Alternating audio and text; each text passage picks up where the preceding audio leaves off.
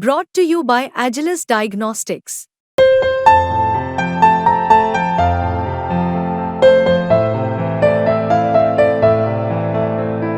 Agilus Diagnostics.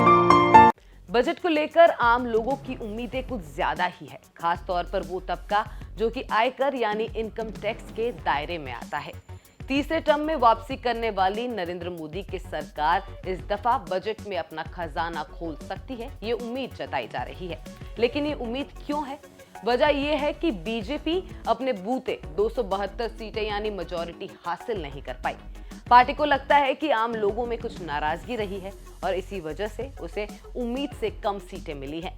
अब सरकार इसे दूर करने का उपाय खोज रही है। फरवरी में जब सरकार ने बजट पेश किया था तब उसमें आम लोगों और टैक्स पेयर्स के लिए कोई ऐलान नहीं था। तब टैक्स पेयर्स की उम्मीदें बेमानी साबित हुई थी। लेकिन अब चूंकि भारतीय जनता पार्टी को चुनावों में झटका लगा है, ऐसे में बड़े तौर पर इस बात की उम्मीद की जा रही है कि बजट में उनके लिए कुछ ऐलान हो सकते हैं। सरकार जुलाई के आखिर में पूर्ण बजट पेश कर सकती है। असल में बीते कुछ वर्षों में महंगाई ने लोगों के लिए बड़ी मुश्किल खड़ी कर दी है। लोगों के पास खर्च करने के लिए पैसा तक नहीं है। विपक्ष ऊंची महंगाई को लेकर बार बार सरकार को घेरता रहता है।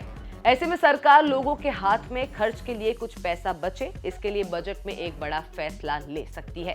इस रिपोर्ट में हम सरकार के ऐसे ही संभावित फैसलों के बारे में आपको बताएंगे जो आपके चेहरे पर खुशियां बिखेरने वाला साबित हो सकता है। तो चलिए आपको बताते हैं कि आम टैक्स पेयर के लिए बजट में क्या बड़ा ऐलान हो सकता है। असल में सरकार कमाई की उस सीमा को बढ़ा सकती है जहां तक आपको कोई टैक्स नहीं देना पड़ेगा। ऐसे समझिए कि अभी आपको 3 लाख रुपए तक कोई टैक्स नहीं देना पड़ता है। अब सरकार बजट में इस लिमिट को बढ़ाकर 5 लाख रुपए कर सकती है। यानी अगर आप 5 लाख रुपए तक कमाते हैं तो आपको कोई भी इनकम टैक्स नहीं चुकाना पड़ेगा। जाहिर तौर पर जो लोग सबसे निचले इनकम टैक्स ब्रैकेट में आते हैं उन्हें ये बड़ा फायदा मिलने वाला है।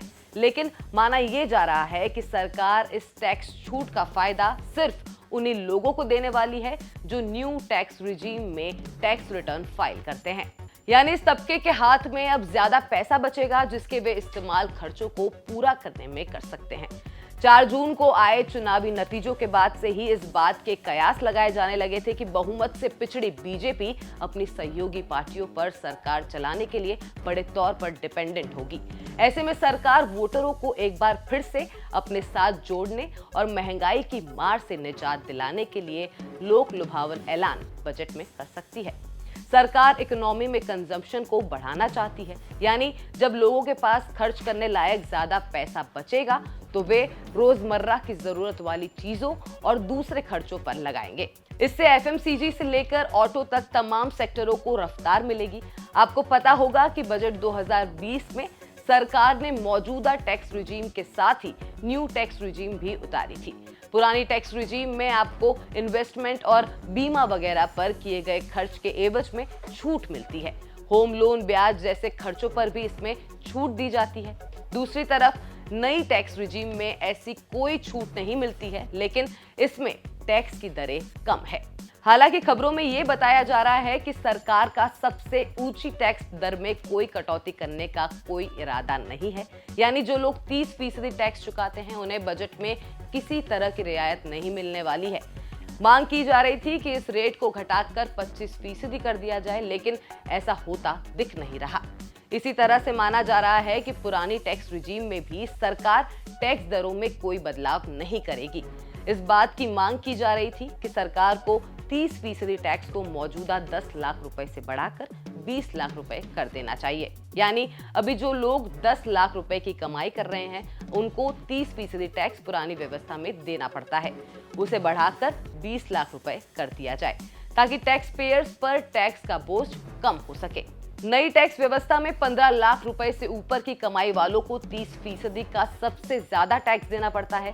हालांकि जिस हिसाब से हाल के दौर में महंगाई बढ़ी है उसमें 10 लाख या 15 लाख रुपए की कमाई पर 30% टैक्स आम लोगों के लिए मुसीबत जैसा हो गया है।